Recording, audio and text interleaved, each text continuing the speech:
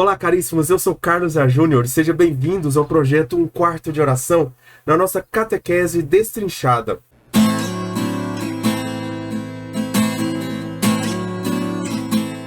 Continuaremos falando sobre a liturgia. Falaremos hoje sobre liturgia como obra da Santíssima Trindade, né? Na semana passada, começamos a falar sobre liturgia, falamos daquilo que é a introdução à liturgia, o que é a liturgia, né?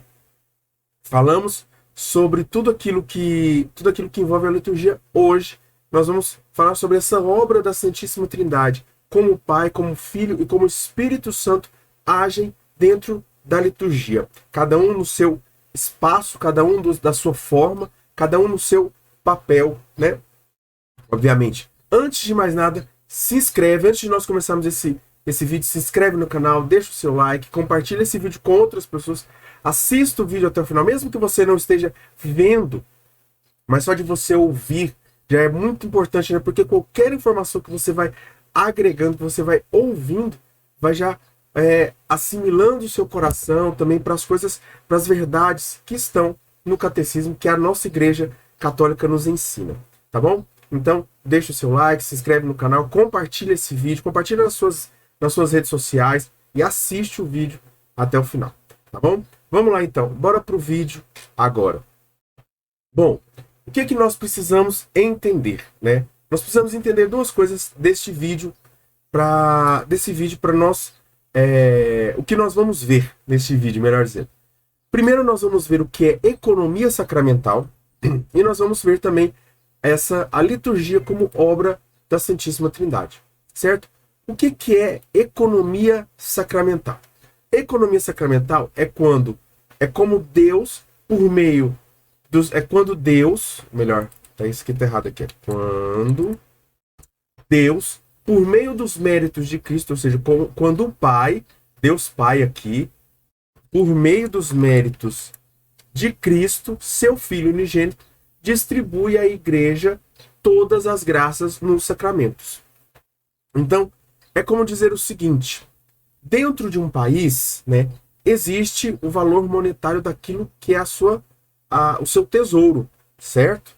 Então, tudo aquilo que são riquezas que o país produz, né, ou que o país vende, que o país compra, tudo aquilo que o país vai arrecadando, vai acumulando valores para si ou tornando, e não somente coisas que eles compram, mas cada transação bem sucedida, cada forma bem sucedida, isso torna a economia do país uma economia mais vantajosa. Tudo aquilo que nós recebemos pelos sacramentos, não só pelos sacramentos, mas por toda a vida, nós recebemos de Cristo, nós recebemos de Deus Pai. Porém, pela Igreja, Deus concedeu à Igreja que distribuísse os sacramentos. A Igreja ela tem a função de evangelizar, mas ela evangeliza para os sacramentos, porque são sacramentos que salvam as pessoas, né? Obviamente, os sacramentos salvam porque são frutos da paixão e morte de nosso Senhor Jesus Cristo. Então vocês vão me desculpando, porque eu tô com o nariz entupido, gripado, né? Mas a gente não pode parar. E aí, o que acontece? Deus ele permitiu à Igreja, pelos méritos de Cristo, que a Igreja distribuísse tais sacramentos. Estes sacramentos são sinais da salvação que Cristo nos deu. E ele vai nos tornando cada vez mais aptos à salvação, a receber a salvação. A Igreja que foi pré-anunciada a Pedro por Jesus, ou seja, a Igreja foi pré-anunciada. Quem é essa Igreja? É a Igreja que foi pré-anunciada a Pedro por Jesus. A Igreja que nasceu na cruz do lado aberto de Jesus. Eu já falei isso aqui, mas é bom a gente sempre repetir. A Igreja ela não nasceu no Pentecostes. A Igreja ela nasce do lado aberto de Jesus adormecido na cruz. Assim como a Igreja nasce assim como Eva nasce, a esposa de Adão nasce do lado aberto dele, do lado dele adormecido, no paraíso. A igreja nasce do lado aberto de Cristo na cruz, certo? Adormecido. Cristo morto, certo? E aí, nós temos também a igreja que foi manifestada ao mundo no Pentecostes pela efusão do Espírito Santo. Então, é basicamente essas três partes aqui, é basicamente dizendo assim, olha, a igreja, Jesus anunciou, pré-anunciou que a igreja iria nascer. E a igreja, ele anunciou isso para Pedro. Pedro, tu és pedra e sobre essa pedra edificarei, ou seja, no futuro, a minha igreja. Depois, a igreja nasce do lado aberto de Cristo. E depois a igreja é manifestada publicamente. Sabe quando um bebê nasce e, e os pais levam lá para o padre apresentar? Ainda não é o batismo daquela criança, mas ele já é apresentado. E logo em seguida ele pode ser batizado, ele vai ser batizado, ou pode ser até batizado antes, né? Na verdade, o Pentecostes é o batismo, é a recepção do Espírito Santo, é o recebimento do Espírito Santo na igreja. Então, esse batismo, essa manifestação, essa apresentação pública à igreja, ao povo, né? Essa apresentação pública da igreja, ou seja, a igreja está apta a ser agora vista pelo povo. Esta efusão do Espírito Santo que ocorreu no Pentecostes inaugura um novo tempo da dispensação do mistério. O tempo da igreja no qual o Cristo, ele manifesta, torna presente e comunica a sua obra de salvação. Então, é um tempo da igreja. É um tempo novo da igreja. Agora, esse tempo, então, existia o tempo do Pai, não que não exista, não que o Pai não se manifeste. No Antigo Testamento era o Pai que se manifestava. No Novo Testamento é o Cristo que se manifesta, né? Essa plenitude dos tempos. E com a continuação da plenitude dos tempos, a igreja no Espírito Santo, com o Espírito Santo, se manifesta. Então, nós, a memória de Cristo, vivemos esse tempo de espera, esse tempo no Espírito Santo, que é o tempo da igreja. Por que tempo da igreja? Porque é um tempo onde a igreja vai agir em prol de Cristo no Espírito Santo. Aí assim a igreja se manifesta, a igreja torna presente e comunica a obra de salvação que Cristo nos deu. Isto acontece através da liturgia na igreja até que Cristo volte. Isto acontece através na liturgia até que Cristo volte. Então, até que Cristo volte, até a parousia, a forma como Cristo salva é pelos sacramentos, é pela liturgia. Cristo age neste tempo através dos sacramentos. Esta é a economia sacramental que nós falamos. Então, esta economia, a forma como Cristo nos salva, como Cristo vai se manifestando, como Cristo vai agindo pelo Espírito Santo na sua igreja ao povo. É a comunicação ou dispensação dos frutos no mistério pascal de Cristo na celebração da liturgia sacramental da igreja. Não somente a igreja, mas também todos os sacramentos, eles são nascidos, antes pré-anunciados, assim como a igreja, eles nascem com a igreja do lado aberto de Jesus.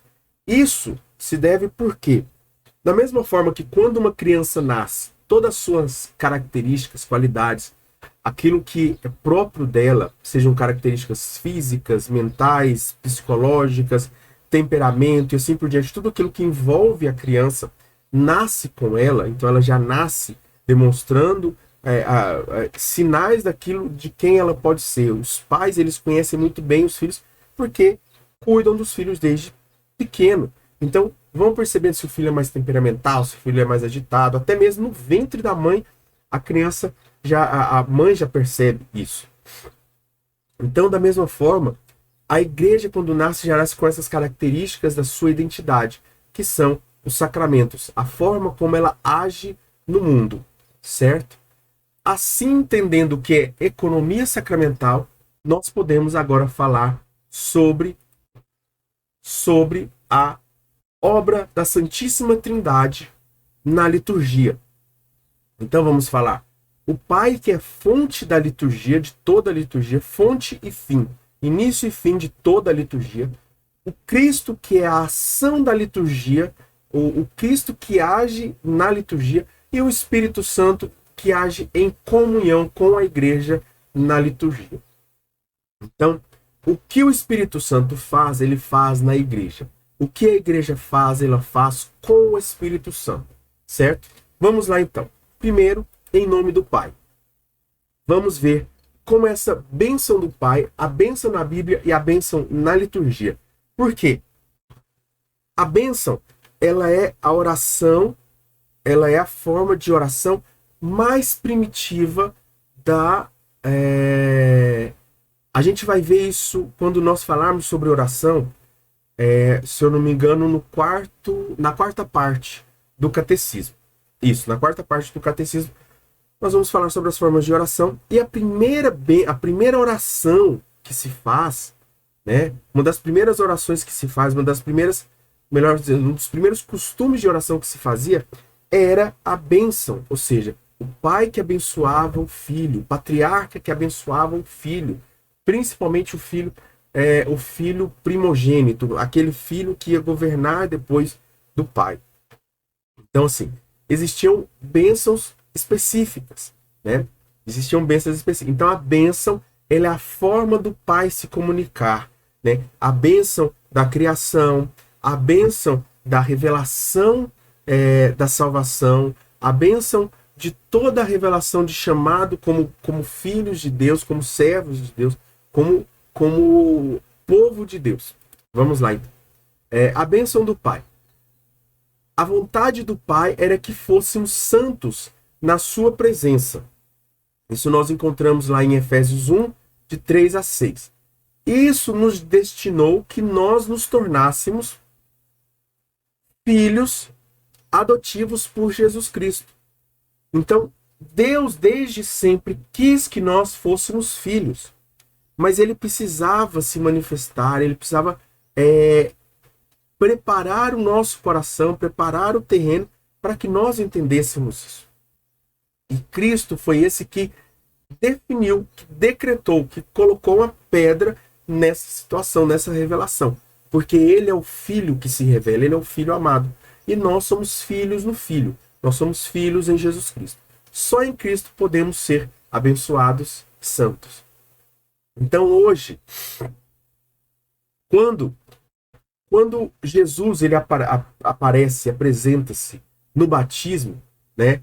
Quando se dá o batismo de Jesus, você vai ver que o Pai fala assim: eis o meu Filho muito amado em quem ponho toda a minha afeição. Ou seja, toda a afeição de Deus está em Cristo. Quem não está em Cristo está fora da afeição do Pai. É só no Cristo que nós recebemos a afeição do Pai. Ou seja, que podemos ser abençoados e santos também em Cristo.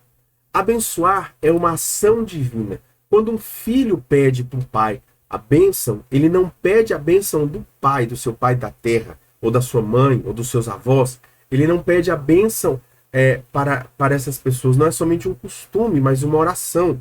Então, ele está pedindo para que o pai, que Deus, ou melhor, que o pai, em nome de Deus, abençoe, porque o pai recebeu uma autoridade, a mãe recebeu uma autoridade, os avós receberam uma autoridade de Deus sobre aquela pessoa. Então aquela pessoa, quando pede a bênção, ela pede a bênção não para os seus pais, para os seus avós, mas para o Pai dos céus, para Deus, certo? Então só Deus abençoa. Por isso que a resposta do pai, da mãe, dos avós é sempre Deus te abençoe, né? E não nunca eu te abençoo, né? Porque seria uma bênção falsa. Tá? A bênção vem somente de Deus. É uma ação que dá a vida e de que a fonte é o Pai. Então, a ação do Pai como Criador é o quê? Dar a vida e ser o início da nossa criação, né? Então a criação, ela nada mais é do que a vida do homem, o homem recebendo a vida. E aí nós vamos ver que a ação do Cristo é retomar essa vida a nós, né, pela salvação. E aí essa ação de Deus Pai, é nos dar vida. É nos dar vida pela criação. Essa é a maior bênção que nós podemos ter. Por quê? Sem essa bênção, nós não existiríamos. Então, não importa. Você, ainda que possa se sentir a pior pessoa do mundo, por ter vida, você é abençoado. Você é uma pessoa abençoada porque você recebeu a bênção de Deus para existir. Você recebeu a bênção de Deus para existir. A bênção é palavra e dom, ou seja, é um presente que Deus nos dá e é uma ação de Deus que nos dá. Palavra, ou seja, é algo que foi bendito, né? Bênção, benedicto, né? E aí você vai vendo que essa palavra é algo bem dito, ou seja, dito de uma forma boa. Por quê? Porque tudo que Deus faz é bom. Então ele pronunciou o seu nome, pronunciou a sua vida para que você existisse. E assim existindo, você foi dito. Mas como você foi dito? Pelo bem supremo, que é Deus, você foi bem dito. Entendeu? A forma, a ideia desta palavra. E aí, bendito é aquele que é abençoado. Ou seja, aquele que foi bendito. Aquele que foi dito de uma forma boa por Deus. Certo? Que recebeu uma bênção. Bênção, então, nada mais é do que esta palavra dita, palavra entregue. E dom, por quê? Porque é um conjunto de palavras em louvor de alguém. Conjunto de palavras em louvor de alguém. Ou seja, é Deus nos abençoando, é Deus nos louvando, Deus nos honrando com a vida. É Ele nos dando o bem, é Ele nos sendo o bem para nós. Aplicada ao homem, tal palavra significará a adoração e a entrega ao seu Criador. Então, aqui aplicada a Deus, nós temos a palavra e o dom de Deus, que Deus dá o seu bem a nós, que é a sua vida. E também aplicada ao homem, é o homem quem diz assim, quando o homem abençoa Deus, é quando ele adora, quando ele se entrega a seu Criador. Isso ele faz na ação de graças. Por que que na Eucaristia, então, existe esse momento da ação de graças? Né? Por que que a igreja nos chama esse momento de ação de graças? Até mesmo Eucaristia é ação de graças. O nome Eucaristia é ação de graças. O que que é essa ação de graças? É quando Cristo se entrega ao Pai. Pai, em tuas mãos entrego o meu espírito. Em tuas mãos entrego o meu espírito. Assim eu entrego toda a igreja também, naquele momento que está em comunhão com Cristo. Cristo entrega a si e entrega também a igreja a todas as pessoas em ação de graça. Toda a ação de Deus é bênção. Então tudo aquilo que Deus faz é bênção nas nossas vidas. Do início ao fim dos tempos, toda a obra de Deus é bênção. Por quê? Tudo aquilo que ele faz é dar ou dizer o bem. Lembra que bênção é dizer o bem sobre alguém. Não só dizer o bem sobre alguém, mas pronunciar o bem sobre alguém. Dizer desejar o bem sobre alguém. E esse desejar é com palavras bem dito, de forma separada aqui para nós entendermos, né? O bem que vem de Deus, dito sobre nós, certo? Por isso que aí algumas palavras não podem mais ser vistas, por exemplo, o Beato Carlo Acutis, por exemplo. Beato vem de Bento, vem aquele que foi bendito, aquele que foi bem-aventurado, né? Aquele que teve uma ação boa. Ação boa. Bem-ato. Ou seja, aquele que teve uma ação boa, que gerou uma ação boa através da bênção que Deus deu para ele. A bênção que Deus deu para ele, da vida, ele soube aproveitar essa bênção. Certo? Benedito, ou Bento, e assim por diante. Nomes assim que estão no nosso cotidiano, que fazem muito a ver conosco. A bênção na Bíblia. Agora vamos olhar para a bênção na Bíblia. Vemos a bênção Agora vamos ver a bênção da criação, de Noé, Abraão e de algumas outras realidades, não aleatórias, mas espalhadas. A bênção da criação. Deus abençoa com a bênção da vida. Ele dá a bênção aos seres vivos e especialmente ao homem e à mulher. Então, ao homem e à mulher e todos os seres vivos, ele dá uma bênção. Porém, especialmente ao homem e à mulher, porque eles são a criação preferida de Deus. O homem e a mulher são a criação preferida de Deus. Também nós temos a bênção de Noé. O que é essa bênção de Noé? A aliança com Noé e todos os seres animados renova esta bênção de fecundidade. Lembra lá que a primeira ordem na criação é crescei e multiplicai-vos, ou seja, tornai-vos fecundos. Essa fecundidade. Então, quando Noé termina o processo dele de purificação do mundo, de todo o dilúvio, né? E quando as águas começam a se baixar, a bênção sobre Noé e sobre toda a posteridade é uma bênção de fecundidade, onde ele vai se tornar fecundo, onde os demais que seguirem a Deus vão se tornar fecundos.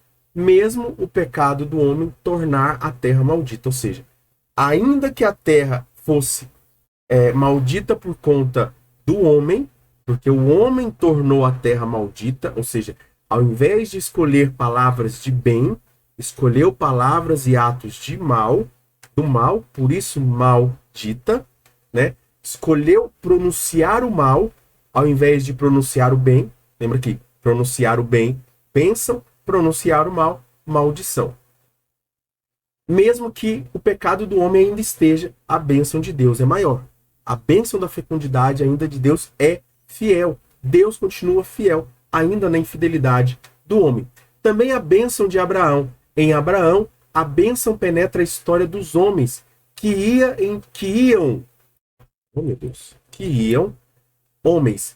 em direção à morte. É a bênção da fé, onde Deus chama o homem de volta a si. Então, primeiro fala assim, olha, cresçam, né, para Moisés. Primeiro, existam, né, a bênção da criação. Depois fala assim, ó, agora que vocês existem, cresçam, né? Aí a bênção da fecundidade. Agora que vocês cresceram, que vocês são muitos, eu vou escolher uns de vocês para que eu possa fazer de um povo eleito. É a bênção da fé, daqueles que vão acreditar no Deus verdadeiro.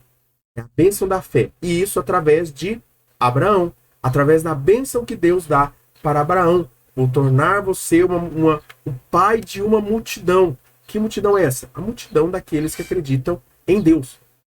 Por essa fé do pai dos crentes, que é Abraão, que acolhe a bênção, é inaugurada a história da salvação. Então aqui é inaugurada a história da salvação. Deus, após muito tempo, começa a gerar os seus filhos, né? Abraão é o primeiro daqueles que acreditam no Deus uno, no Deus único, né? No monoteísmo, de uma forma específica, certo? E aqui nós temos também a bênção em vários outros momentos, o nascimento de Isaac, a saída do Egito, que é a Páscoa e o êxodo de Moisés, o dom da terra prometida, ou seja, Josué chegando na terra prometida, a eleição de Davi, a presença de Deus no templo, o exílio purificador aqui foi pouco antes, muito antes, né, melhor dizendo, acho que se eu não me engano, uns 500 anos antes de Jesus nascer, ou antes ou mais, né? Existe uma invasão na terra prometida que expulsa os israelitas, que expulsa os hebreus da terra prometida. E aí, expulsando eles de lá, depois de muito tempo desse exílio, onde eles têm que sair da terra prometida, eles voltam, né? Então não existe somente o exílio do Egito, mas existe esse outro exílio. Esse outro exílio, quando volta, o que acontece? Alguns voltam, outros não, porque muitos se dispersaram. Esse exílio, ele purifica as pessoas, aqueles que acreditam de fato e aqueles que não acreditam, aqueles que desistiram, né? Então aqueles que voltam, eles voltam com a ideia de, ó, esses aqui acreditam mesmo, esses aqui têm fé mesmo. É esse exílio purificador. E muitas vezes Deus faz isso conosco. Deus, ele vai nos provando para ver o que nós, se nós somos realmente queremos Deus mesmo ou se não queremos. E o regresso desse pequeno resto, né? E assim também nós temos a bênção da lei, dos profetas e dos salmos, né? Estes tanto são lembranças das bênçãos divinas, quanto da resposta que damos em louvor e ação de graças a Deus. Então, nós nos lembramos da bênção que Deus fez, nos tirou do Egito, nos livrou da morte, blá blá blá. Todo salmo, ele tem essa função, mas também ele tem a função de nós dizermos, de ser a nossa resposta, de ser a nossa resposta a essa bênção, a essa ação de graças em Deus. E também agora nós temos a bênção da liturgia. Falar sobre essa bênção da liturgia, deixa eu ver quantas horas aqui.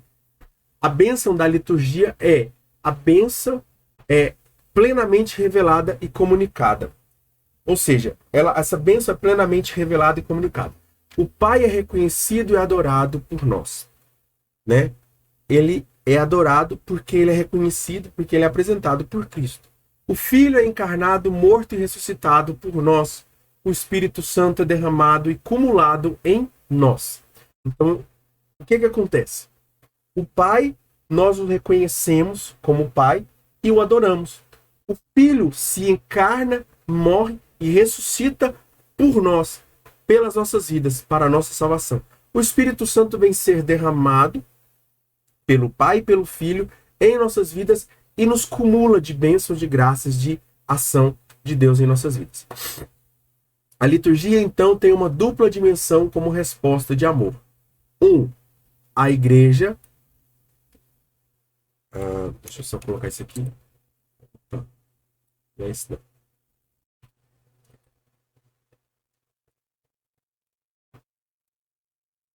Então, a igreja bendiz o Pai, unida ao Filho e ao Espírito Santo, que é adoração, louvor e ação de graças, certo? E a igreja também oferece-se ao Pai até a consumação dos tempos. Esse oferecimento ao Pai é sempre em união à cabeça da igreja, que é Cristo. Então, a gente não pode esquecer isso. A igreja, ela se oferece ao Pai em Cristo até a consumação dos tempos. Quando, assim, a igreja se unirá em matrimônio com o seu filho. Oferece a oblação dos seus próprios dons. Ela oferece o sacrifício, aquele sacrifício. Então, cada missa nós oferecemos os nossos sacrifícios, unimos os nossos sacrifícios ao sacrifício de Cristo. E implora que envie o Espírito Santo sobre as ofertas, sobre si próprios, sobre os fiéis e sobre o mundo. É quando a igreja reza por todas essas realidades, pelas nossas ofertas, pelos nossos sofrimentos, por aquilo que nós passamos, por aquilo que nós ofertamos, e assim por diante.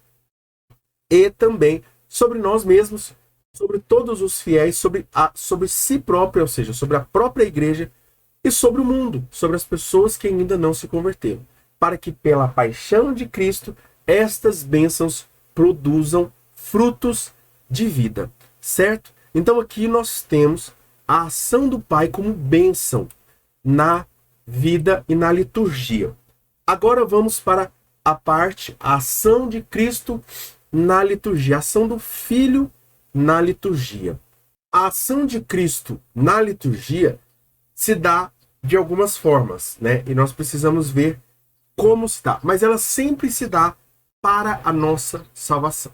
Assim como Deus Pai, ele se dá a nós pela sua bênção, ou seja, por pronunciar o bem para nós, que é a nossa criação, por sua palavra fomos criados.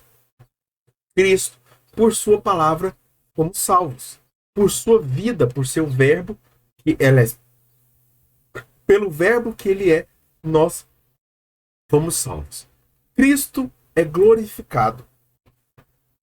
Cristo está assentado à direita do Pai e derrama o Espírito Santo sobre o seu corpo, que é a igreja, pelos sacramentos. Com os sacramentos que instituiu, comunica a sua graça. Então, os sacramentos é a comunicação da graça de Cristo.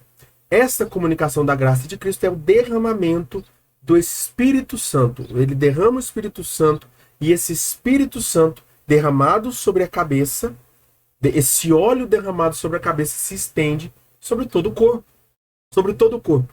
Este óleo derramado são os sacramentos que comunicam a graça de Cristo. Sacramentos, então, são sinais sensíveis, ou seja, perceptíveis aos olhos, ouvidos e tatos, por palavras e ações. Nós, na igreja, nós falamos sempre que sacramentos são sinais visíveis da graça invisível de Cristo. Ou seja, a graça é invisível.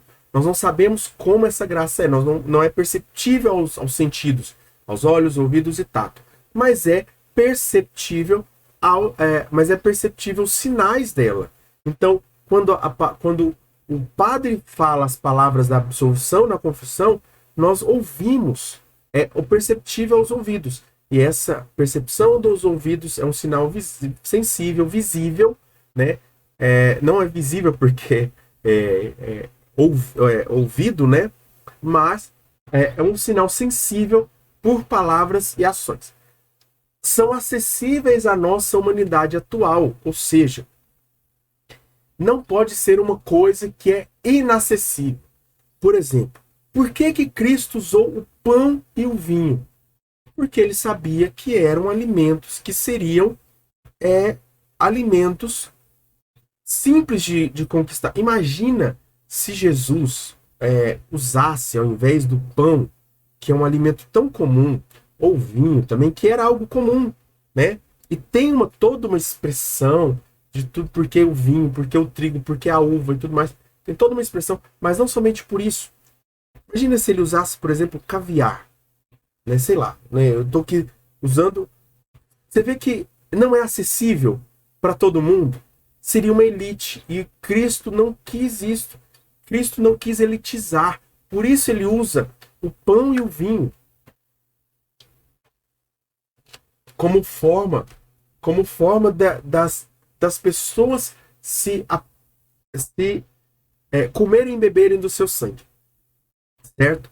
Por isso são acessíveis. Você vê, tipo, a pessoa ela não precisa ir no Papa para pedir o perdão dos pecados. Não é somente o bispo não, o seu padre ali mesmo, padre pecador, ele pode absolver os seus pecados. É acessível a você. E assim, é um apelo que eu faço aos padres, né? Eu sei que não vai ter padre por enquanto assistindo esses vídeos, mas é um apelo que eu faço a você. A sua paróquia, padre, precisa ser uma paróquia viva de confissão. Então, sim, não adianta o senhor padre colocar horários de confissão no horário que as pessoas estão trabalhando, que as pessoas não podem ir.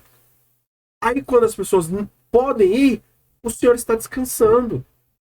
Deveria ser o contrário. O senhor devia estar trabalhando quando eles estão descansando, quando eles podem descansar, quando eles estão com tempo livre para ir até o senhor. O senhor precisa ser acessível a essas pessoas. O senhor precisa ser acessível a essas pessoas. Entende? E, assim, o sacramento ele precisa ser acessível a toda a humanidade. Ele precisa ser acessível. Casar não é caro. O que é caro são os enfeites. Se você quiser casar mesmo com a bênção de Deus e somente a bênção de Deus e o sacramento, a igreja não cobra nada.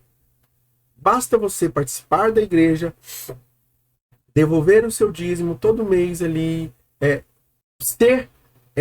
ser ativo na igreja, que o padre pode dar uma bênção. Só que o problema é que as pessoas querem num horário, né? Aí são os horários, são a forma e tudo mais, enfim. É isso que se paga no casamento. E assim por diante, todos os outros sacramentos. Batismo, crisma, todos os sacramentos. O que se paga, né, não é o sacramento, são os meios. Então todos os sacramentos precisam ser acessíveis. Os sacramentos também realizam eficazmente a graça que significam. Ou seja, eles realizam eficazmente. Por exemplo, o sacramento da confissão. Ou da penitência, né? Melhor dizendo. O sacramento da penitência. O que ele faz? Ele perdoa os pecados.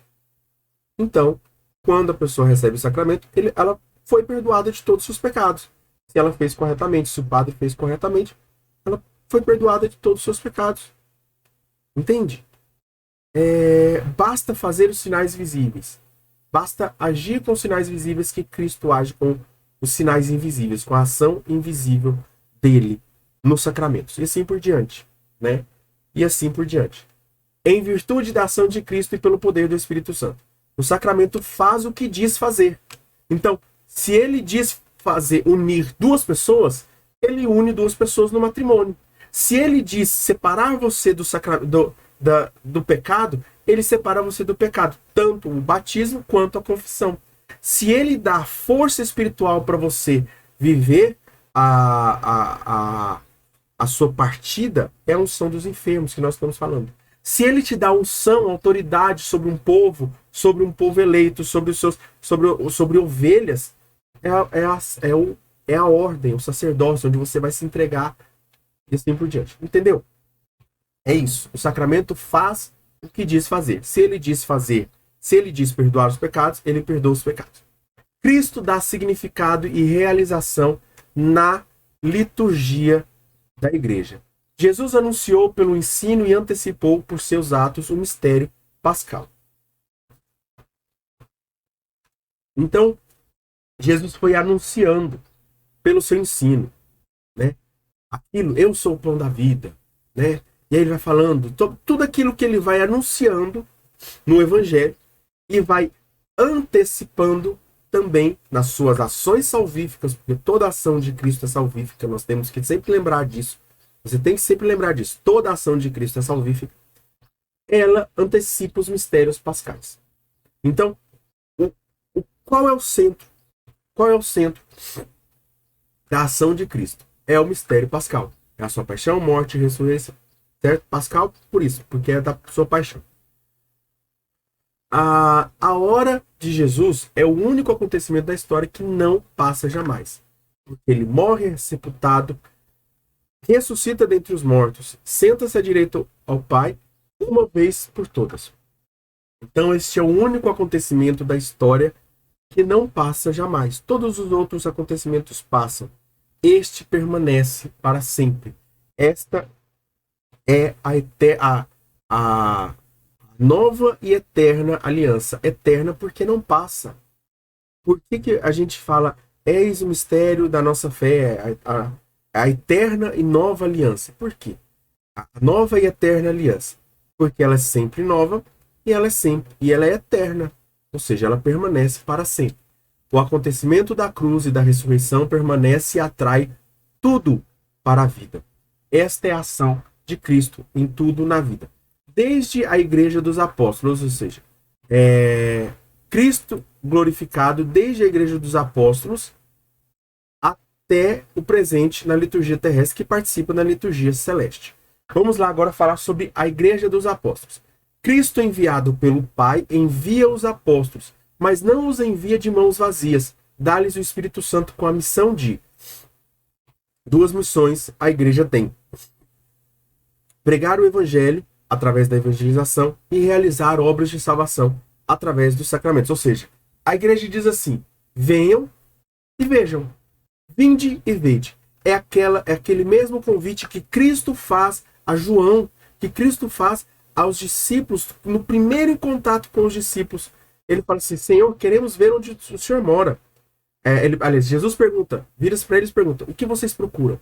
E aí os discípulos respondem: queremos saber onde tu moras, ou seja, queremos ter intimidade contigo. E eles falam: vinde e vede. Jesus fala: vinde e vede. Ou seja, vinde, evangelizar, chamar para o evangelho, chamar para a boa nova, e vede os sacramentos agindo de forma visível, de forma sensível nas suas vidas. Então, a igreja também é chamada a duas realidades: evangelização e sacramentos, certo? Na evangelização, o Filho de Deus mereceu-nos por sua morte e ressurreição a redenção do reino da morte e nos introduziu no reino de seu Pai. E nos sacramentos é realizar a obra de salvação, é anunciar.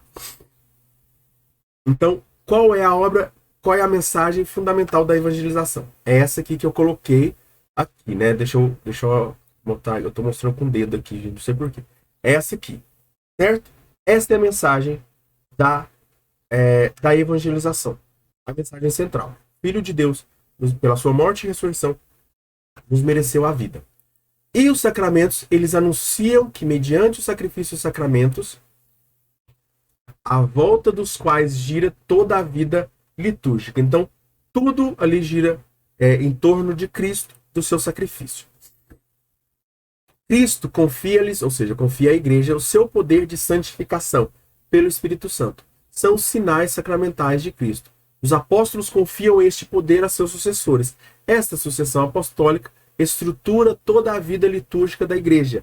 Então, não existe uma pessoa que esteja na liturgia e que não seja sucessor apostólico, que não seja sucessor dos apóstolos e assim por diante. Sucessor, não sucessor, mas eleito por Cristo para essa missão. Ela é própria sacramental, a igreja é própria sacramental, transmitida pelo sacramento da ordem, certo? Esta igreja, esta liturgia, esses sacramentos estão presentes também na liturgia terrestre, ou seja, na liturgia atual, presente, certo? Cristo está sempre presente na igreja e nas ações. Eis que estarei convosco até o fim dos tempos. É aqui nos sacramentos que essa realidade, que essa palavra se faz presente. Quando Cristo fala, eis que estou convosco até o fim, ele diz pelos sacramentos, é pelos sacramentos que ele está presente. Para sempre dispensar e comunicar sua salvação. Está presente nos sacramentos, na missa, no batismo, na palavra, na oração e no canto. Na missa, através do ministro sacerdotal e nas espécies eucarísticas. No batismo, quando alguém batiza, é o próprio Cristo que batiza. Na sua palavra, pois é ele que fala ao ser lida na igreja a Sagrada Escritura. Então, quando a Sagrada Escritura é lida, é o próprio Cristo que fala. É o próprio Cristo que fala. E se fala, e fala de si mesmo. Na oração, ele dá testemunho de si mesmo. Na oração e no canto da igreja, pois foi sua promessa estar onde 2 ou 3 estivessem reunidos em seu nome. Então, onde 2 ou 3 estivessem reunidos em nome de Cristo, estiverem reunidos em nome de Cristo, ele estará conosco. Em tão grande obra, aí o Concílio Vaticano II, no Sacrosanto Concílio, vai dizer o seguinte: em tão grande obra pela qual Deus é perfeitamente glorificado e os homens santificados, Cristo associa sempre a si a igreja, sua amadíssima esposa, a qual invoca o seu Senhor, por meio dele rende culto ao eterno Pai. Certo? E também esta participação dos sacramentos na vida terrestre é uma antecipação da participação na liturgia celeste. É a mesma coisa. O que vivemos na terra, vivemos no céu. Viveremos no céu. Né? A liturgia na terra é prévia da liturgia do céu, que é uma união com Cristo. Cristo, à direita do Pai, é o ministro do sacerdote celeste. Cristo nos faz viver na terra o que viveremos no céu. Uma união perfeita pela dispensação das suas graças e dos seus méritos. Vivemos em comunhão, mais uma vez aqui união. Cantamos ao Senhor um hino de glória. Veneramos a memória dos santos. Deixa eu ir anotando aqui. Cantamos glória. Veneramos a memória dos santos. Esperamos ter alguma parte, a comunhão dos santos, né? Essa parte da comunhão dos santos, e aguardamos o nosso Salvador. Então, enquanto nós vivemos aqui na terra, nós esperamos alguma coisa, veneramos aquilo que está no céu, para um dia sermos aquilo, estarmos no céu com ele. Certo? Conseguiram entender isso aqui? Agora nós acho que deu para entender o Pai e o Filho. Agora, como o Espírito Santo age na igreja? Não só na igreja, mas também com a igreja. O Espírito Santo é quem ensina, o Espírito Santo é quem prepara, o Espírito Santo é quem recorda, atualiza e torna a igreja e dá à igreja comunhão a Cristo. Certo? Então o Espírito Santo ensina Cristo. Ensina a liturgia também. Liturgia que ensina sobre a salvação. O Espírito Santo é o pedagogo da fé do povo de Deus. É o professor. É ele quem ensina. Ele é o artífice das obras primas de Deus, que são os sacramentos da nova aliança. O desejo e a obra do Espírito no coração da igreja é que nós vivamos da vida de Cristo ressuscitado. Quando ele encontra em nós a resposta da fé que suscitou, realiza-se uma verdadeira cooperação. Então, a fé é a nossa resposta, mas é uma resposta que o próprio Espírito suscita em nós. Quando uma pessoa acredita, quando uma pessoa tem fé, ela só tem fé não por ela, mas porque o Espírito Santo já agiu antes dela. E quanto mais ela se dá à fé, mais o Espírito Santo age e coopera. É uma cooperação. E o Espírito Santo mais entrelaça-se a essa pessoa. E pela fé a liturgia torna-se a obra comum do Espírito Santo e da igreja. E aqui eu quero deixar um adendo aqui só para a gente entender uma coisa. Quando eu falo de fé aqui, eu quero que você se lembre lá das primeiras aulas, né, dessas aulas, principalmente quando a gente falou sobre fé, que a fé não é algo que eu creio, que eu penso, mas é algo que outra pessoa proclamou, testemunhou e profetizou e professou para mim. Não é algo que eu vi, é algo que eu ouvi, mas eu não vi, eu não sei se realmente aconteceu, eu não tenho certeza. Eu só acredito. Eu só acredito pelos sinais, pela fé. Certo? Então, quando eu me lanço pela fé, eu entrelaço mais. Quando eu me lanço por aquilo que eu sei, eu me desentrelaço do Espírito Santo. E aí que nascem as heresias, aí que nascem as igrejas protestantes, aí que os católicos vão para igrejas protestantes. Por quê? Porque começam a acreditar em si e não acreditam mais em Deus. É isso. É por isso. Quando a pessoa fala assim, nossa, mas o padre tal virou evangélico, virou pastor, ou o irmão tal, não sei o que era cantor, fulano tal, virou evangélico. Por quê? Porque a pessoa começou a acreditar em si, parou de acreditar em Deus. É isso. Isso é falta de fé. Isso é perder a fé.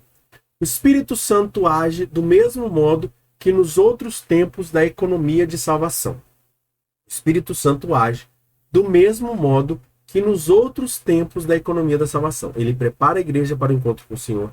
Ele lembra e manifesta Cristo à fé da Assembleia, ou seja, o povo reunido, a Assembleia, povo reunido. Torna presente e atualiza o mistério de Cristo pelo seu poder transformante. E ele une a igreja à vida e à missão de Cristo. Então, o Espírito Santo tem essas três funções. Nos ensinando na liturgia. Depois, nós temos o Espírito Santo que nos prepara para a salvação. A igreja e o Espírito Santo na antiga aliança. A gente vai ter que passar um pouquinho hoje, viu, gente? Porque é muita coisa. Mas eu espero que vocês entendam, tá? O Espírito Santo realiza na economia sacramental. Isso aqui já não pode mais ficar vago. O que é economia sacramental?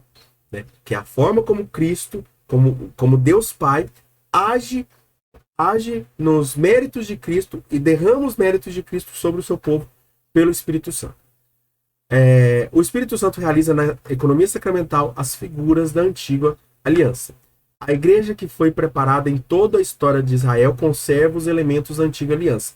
A leitura do Antigo Testamento, a oração dos salmos, o memorial dos acontecimentos salvíficos e das realidades e significados. A promessa e a aliança, o êxodo e a Páscoa, o reino e o tempo, o exílio e o regresso. São todas lembranças de que Deus fez, Deus cumpriu. O homem se foi, o homem fugiu, Deus toma de volta o homem, né? O êxodo e a Páscoa, a volta, e assim por diante. A harmonia dos testamentos. Então, nesta harmonia com os dois testamentos, Antigo e Novo Testamento, que se baseia a catequese da Páscoa do Senhor. Então, o que o Antigo Testamento fala, ele fala em harmonia com o Novo Testamento. Não vim para abolir a antiga lei, mas eu vim para torná-la perfeita, perfeita pelo Novo Testamento. A catequese desvenda o mistério de Cristo oculto no Antigo Testamento. Cristo é revelado no Antigo Testamento a partir das figuras, que é tipologia. O estudo das figuras é tipologia. Fatos, palavras e símbolos da primeira aliança. Por exemplo, O dilúvio e a arca de Noé prefiguram a salvação pelo batismo, as águas do batismo. A nuvem e a travessia do Mar Vermelho e a água do rochedo eram figura dos dons espirituais de Cristo, né? E assim também da passagem de Cristo da morte para a vida. O maná do deserto prefigura a Eucaristia, o verdadeiro pão do céu, certo? O verdadeiro pão do céu.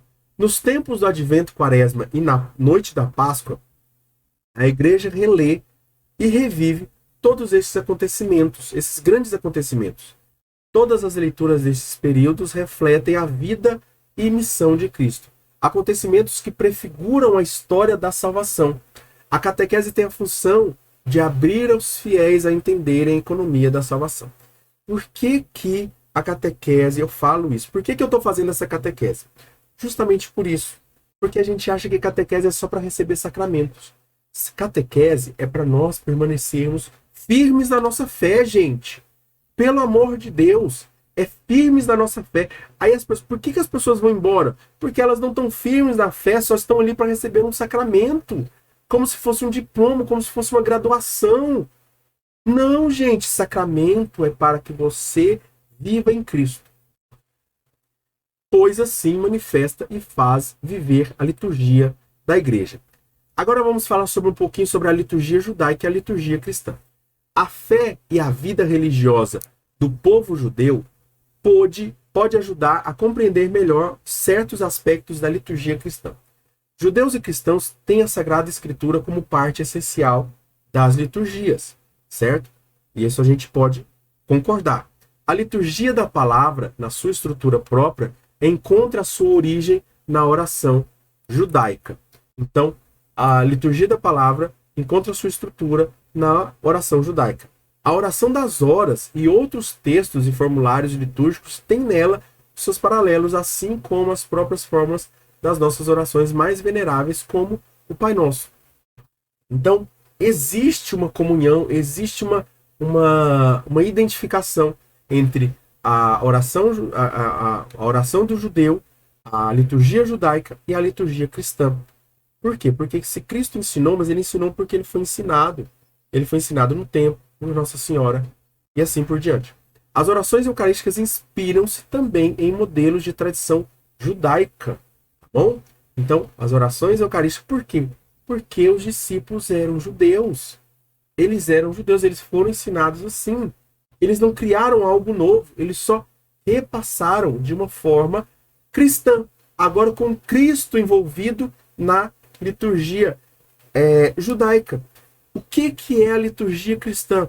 A liturgia cristã nada mais é do que a liturgia judaica com Cristo no meio. É a liturgia judaica, a liturgia cristã é a perfeição da liturgia judaica. A liturgia judaica e a liturgia cristã são visíveis nas grandes festas do ano litúrgico, como a Páscoa. E outras festas também elas são coincidentes. Pentecostes, Páscoa e assim por diante. Né? Tanto os cristãos como os judeus celebram a Páscoa. A Páscoa da história virada para o futuro entre os judeus. Então, os judeus, eles olham para o futuro, como a Páscoa. A Páscoa consumada e a Páscoa como presente para os cristãos. Para os judeus, como futuro. Para os cristãos, como algo consumado pela morte e ressurreição de Cristo. O que é a liturgia da nova aliança? A liturgia da nova aliança. Toda a ação litúrgica da nova aliança, Eucaristia e demais sacramentos, a gente separa a Eucaristia aqui porque a Eucaristia é o sumo de todos os sacramentos. Não que os outros sacramentos sejam inferiores, mas que a Eucaristia, ela tem um destaque principal, porque é o próprio corpo e sangue de Cristo, é o próprio Cristo. É o próprio Cristo. Todas são ação de Cristo. Ali é o próprio Cristo. É um encontro entre Cristo e a Igreja. O Espírito Santo reúne os filhos de Deus no único corpo de Cristo. Aqui nós vemos, então, que não só a Eucaristia é comunhão do povo com Cristo, mas todos os outros sacramentos. É uma ação que ultrapassa todas as afinidades humanas, raciais, culturais, sociais, todas elas são dispensadas aqui, dispensáveis. Não importa a sua afinidade humana, se você gosta ou não da pessoa, ela pode comungar assim como você pode comungar. Não importa a raça da pessoa, não importa a cultura da pessoa, não importa a vida social da pessoa, ela pode comungar, assim como outra pessoa que tenha total diferença a ela. Como devemos nos preparar para a liturgia? A Assembleia, ou seja, a reunião do povo de Deus, deve se preparar para este encontro com o seu Senhor, deve se preparar com o encontro com esse Senhor. De que forma? Essa preparação dos corações é obra comum do Espírito Santo e da Assembleia, especialmente dos ministros. Então, os ministros são responsáveis por preparar a Assembleia, o povo, no Espírito Santo. 3 coisas são necessárias para viver bem a liturgia. Quando você for para a missa, lembre-se dessas 3 coisas. Eu preciso de fé, eu preciso de conversão do coração e eu preciso de adesão à vontade do Pai.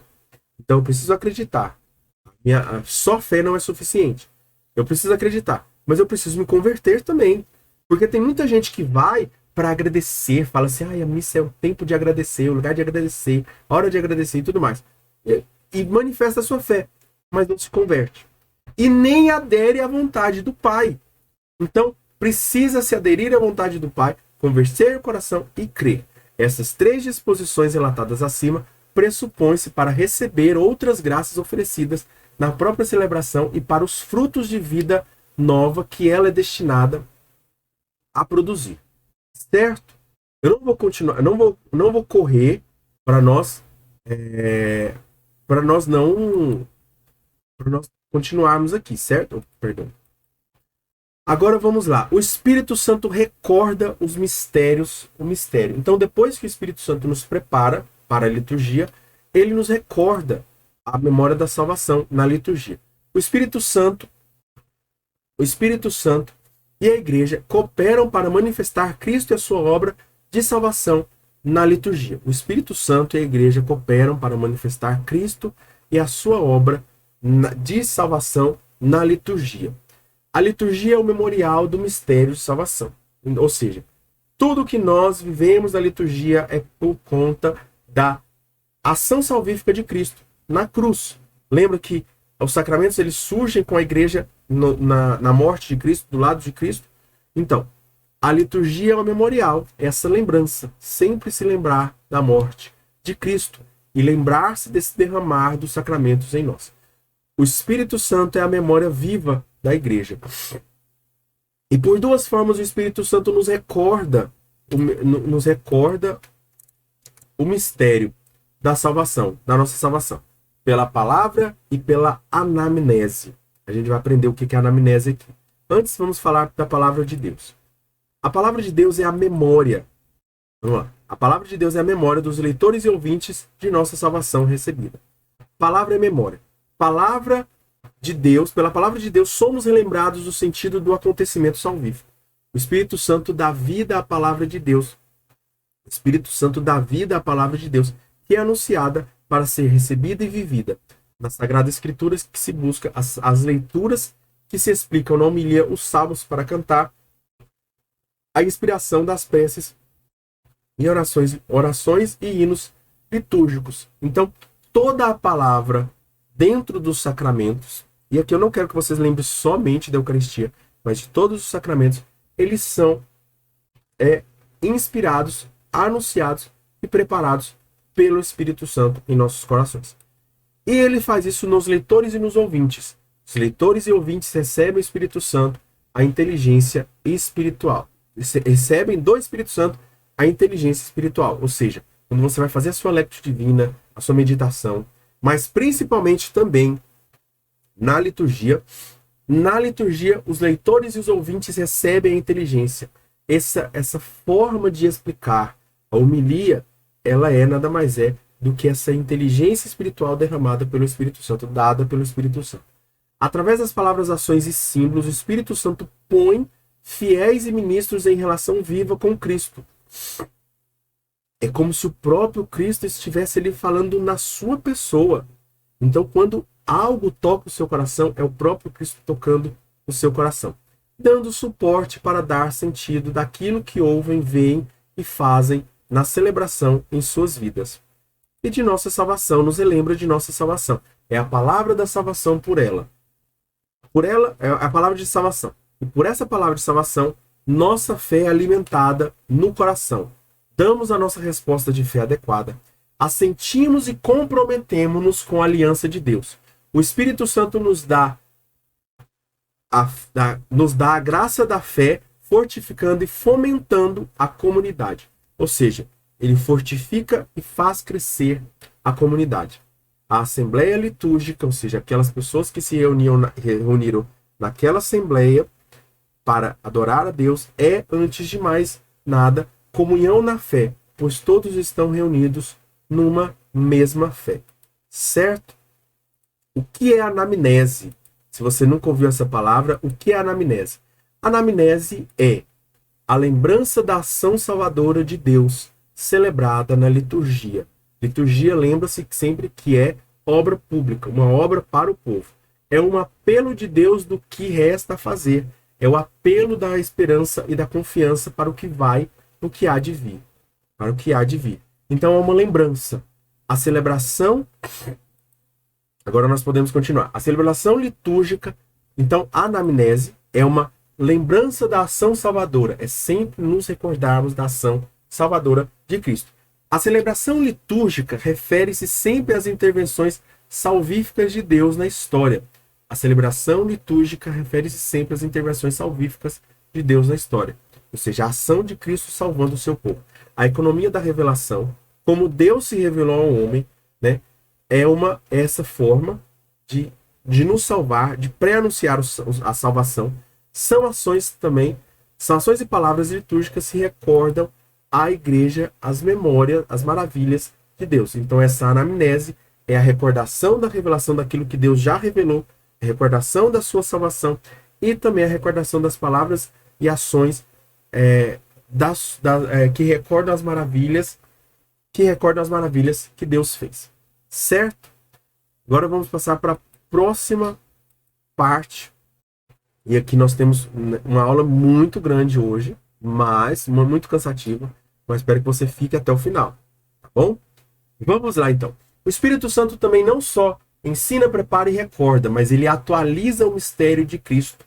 É ele que atualiza em nós o mistério de Cristo. Liturgia que atualiza a salvação. A liturgia cristã não só recorda os passos da salvação, ela não só relembra, mas ela atualiza os passos dessa salvação, tornando-os presente. Celebramos e não repetimos o mistério pascal de Cristo, pois ele não se repete, as celebrações se repetem. Então, essa repetição, vou tirar essa parte aqui que vai ficar meio ambíguo, tá bom? Celebramos e não repetimos. O que é a diferença de celebrar e repetir? A liturgia é uma só. A liturgia é uma só.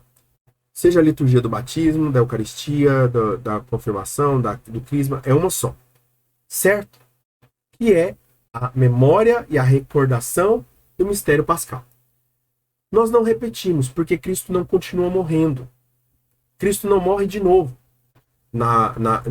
em cada missa. Cristo não morre de novo nos nossos pecados perdoados, na confissão, e assim por diante. Mas nós celebramos, ou seja, nós nos alegramos, nós nos unimos à alegria de Cristo, à redenção de Cristo, novamente. Certo? Essa redenção que é eterna. A efusão do Espírito Santo atualiza esse único mistério. Então é um mistério único. E aí nós temos outra palavrinha nova, que é epiclese. O que é epiclese? Gente, é muita coisa hoje para falar. Meu Deus, é muita coisa. Mas vamos lá. Vamos com fé, com paciência, que vai dar certo. Epiclese é uma invocação sobre algo. Então, quando a igreja invoca, quando alguém invoca algo sobre algo ou sobre alguém. E no caso da epiclésia cristã, é a invocação sobre o pão e vinho para que se torne o corpo e sangue de Cristo.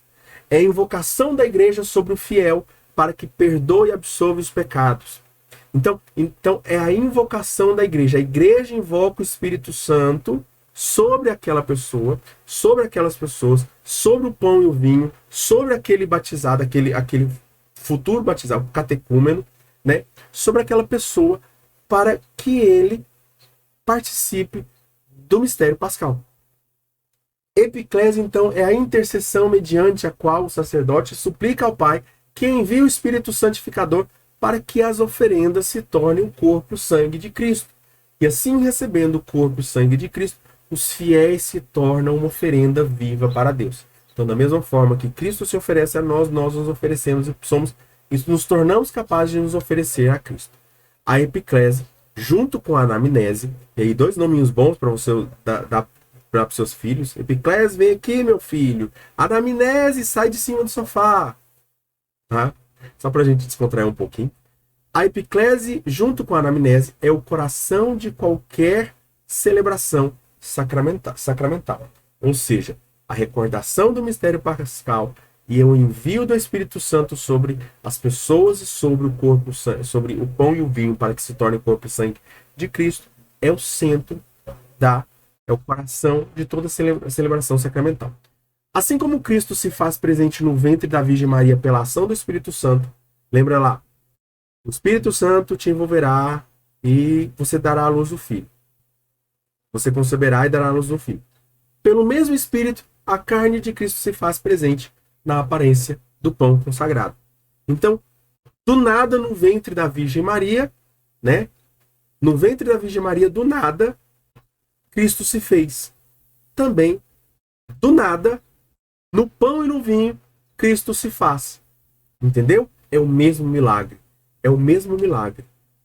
O poder transformante ou transformador do Espírito Santo. Poder transformador do Espírito Santo na liturgia. Que ele apressa a vinda do reino e a consumação do mistério da salvação. É o Espírito Santo quem torna cada vez mais apto o reino de Deus, cada vez mais presente o reino de Deus. Antecipa a comunhão plena da Santíssima Trindade e dá vida aos que o acolhem e constitui para eles a certeza da herança. Certo? Entendemos então agora como o Espírito Santo atualiza. Agora vamos entender a última parte, que é a comunhão do Espírito Santo. Essa parte é um pouquinho menor, certo? Eu vou até mostrar que são 2 parágrafos só, que nós vamos falar sobre colocar-nos em comunhão com Cristo para sermos enviados como oferendas. Quando eu coloco essas reticências aqui, ó, gente, vocês estão vendo o mouse aqui, quando eu coloco essas reticências é porque é uma continuação. É uma continuação de uma forma, de uma forma explicada. Colocar-nos em comunhão com Cristo para sermos enviados como oferendas. Então, eu preciso me colocar em comunhão com Cristo. Como eu vou me colocar em comunhão com Cristo? A missão do Espírito Santo é essa. Então, ou seja, é não resistir ao Espírito Santo. É nos pôr em comunhão, a missão dele é nos pôr em comunhão com Jesus Cristo, para formarmos um só corpo. O Espírito Santo é a seiva da videira do Pai, que dá frutos nos sacramentos. Na liturgia, há uma profunda cooperação do Espírito com a igreja. Você pega uma árvore aí, a videira, né, que o próprio Cristo diz: eu sou a videira, meu pai é o agricultor e vós sois os ramos. Então, a videira, ela jorra essa seiva, o Espírito Santo, sobre os ramos. Os ramos que não estão na videira, estão cortados, eles não estão recebendo a seiva, o Espírito Santo. Para sermos enviados como oferendas, ou seja, a igreja é servida pelo Espírito Santo, essa seiva nos ramos, para que faça dar frutos para além da celebração. Ou seja, é esse envio, essa missão, esse envio que é missa, que o termo missa é esse envio, que é esse para que as pessoas sirvam fora da liturgia, que elas continuem se tornando filhos de Deus, filhas de Deus, longe da liturgia, ainda que presentes na liturgia, ainda que a liturgia esteja presente nelas. A igreja pede ao Pai que envie o Espírito Santo para que faça da vida dos fiéis uma oferenda viva para Deus. Pela transformação espiritual, ou seja, para que eles possam se tornar a imagem de Cristo, para que eles possam se tornar cada vez, importa que Cristo cresça e eu diminua, para que Cristo viva em mim e eu desapareça, para que já não sou eu mais que vivo, é Cristo que vive em mim. Essa é a transformação espiritual. Que Cristo apareça e eu desapareça. pela preocupação com a unidade da preocupação, ou seja, uma ocupação antecipada com a unidade da igreja, e pela participação na sua missão, mediante o testemunho e o serviço na caridade, certo? E aqui nós finalizamos a nossa aula de hoje. Hoje a aula foi bem longa, talvez a maior aula que nós tivemos esse ano, né, até aqui. E graças a Deus, a aula 37, nós já estamos chegando, nós já começamos o segundo módulo. Eu quero agradecer imensamente você que está até aqui. Deixa o seu like, se inscreve no canal, compartilha esse vídeo. Se você assistiu até o final, coloca a palavra, coloca aqui, conversão, certo? Porque de todas as coisas que eu acho que são necessárias, obviamente, muitas coisas foram faladas hoje, mas algo que é uma palavrinha só, coloca conversão aqui, para que nós possamos nos converter. Porque é assim que nós vamos acreditar, é assim que nós vamos participar melhor da nossa fé, certo? Louvado seja o nosso Senhor Jesus Cristo, para sempre seja louvado sua Mãe Santíssima. Bem-aventurados todos aqueles que creem. Hein? Deus abençoe a sua vida, e agora você sabe o que significa bênção mais ainda. Então, pronuncie algo bom sobre a sua vida neste dia. Todos ficamos selados à proteção de Deus que é Pai, Filho e Espírito Santo. Amém. Deus abençoe a sua vida.